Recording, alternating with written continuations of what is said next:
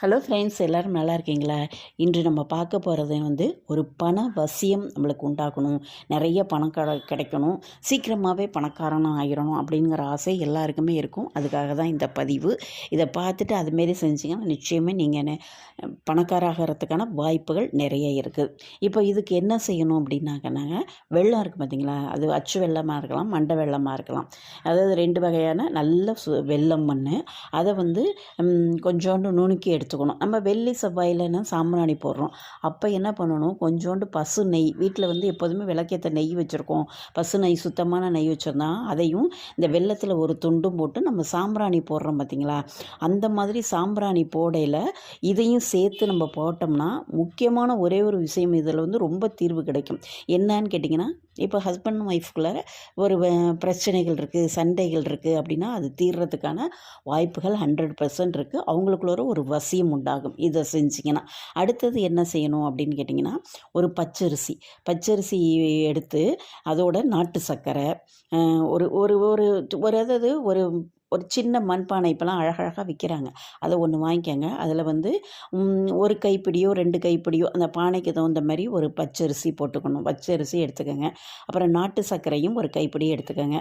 கல் உப்பு இதை வரிசையாக போடணும். முதல்ல பச்சரிசியை போட்டுட்டு நாட்டு சர்க்கரையை போட்டுட்டு கல் உப்பு போட்டுட்டு அந்த பானையை நீங்கள் உங்கள் பூஜை அறையில் வச்சிட்டிங்கன்னா, அதை மூடலாம் வேண்டாம், அப்படியே வச்சுட்டிங்கன்னு வச்சுக்கோங்களேன், உங்களுக்கு பணத்தட்டுப்பாடு, பணம் வரும், தனவரவுங்கிறது வந்துக்கிட்டே இருக்கும், பணம் வர வாய்ப்புகள் நிறையாவும் கிடைக்கும்.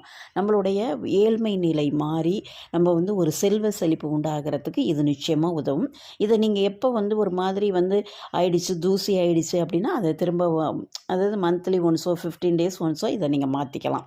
அதேமாரி நீங்கள் இன்னொன்று என்ன செய்யணுன்னாக்கா, வெள்ளிக்கிழமையில் நம்ம அம்மன் கோயிலுக்கு போகிறோம். அம்மன் கோயிலுக்கு எப்போதுமே வெள்ளிக்கிழமைனா பெண்களுக்கு அம்மன் வழிபாடுங்கிறது இருக்கும்.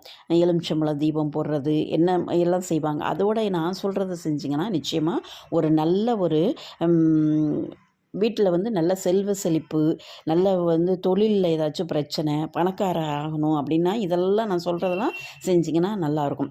கோயிலில் அம்மன் கோயிலுக்கு போகிறோம், அங்கே சக்கரை பொங்கலோட சக்கரை பொங்கல் வச்சு எடுத்துகிட்டு போய் தான் கொடுக்கணும். நீங்கள் அதை நீங்கள் தானமாக தான் கொடுக்க போகிறீங்க. அதனால் வீட்டிலே வச்சு நல்லா அடுத்தவங்களுக்கு கொடுக்கணுங்கிறதுக்காக, அதாவது அந்த தரம் குறைவாலாம் செய்யணும். நல்லா நெய் ஊற்றி நல்லா மணக்க நல்லா சக்கரை பொங்கல் வச்சுட்டு வெல்லமும் கொஞ்சம் எடுத்துக்கணும் தனியாக. இது 2யும் எடுத்துகிட்டு இதை நீங்கள் எப்போதுமே வெல்லம் குலதெய்வம் கோயிலுக்கு போவேல வாங்கிட்டு போய் அங்கேயும் தானம் கொடுத்தீங்கன்னாவே உங்களுக்கு செல்வம் சேரும், உங்களுடைய தொழில் உள்ள பிரச்சனைகள்லாம் தீரும். அதேமாரி இந்த வெல்லம் சக்கரை பொங்கலும் எடுத்துகிட்டு போய் அதாவது நீங்கள் அதை அன்னதானம் கொடுத்தீங்கன்னா சீக்கிரமாகவே நிச்சயமாக நீங்கள் பணக்காராயிருங்க, உங்கள் தொழிலில் உள்ள தடைகள்லாம் நீங்கிரும்.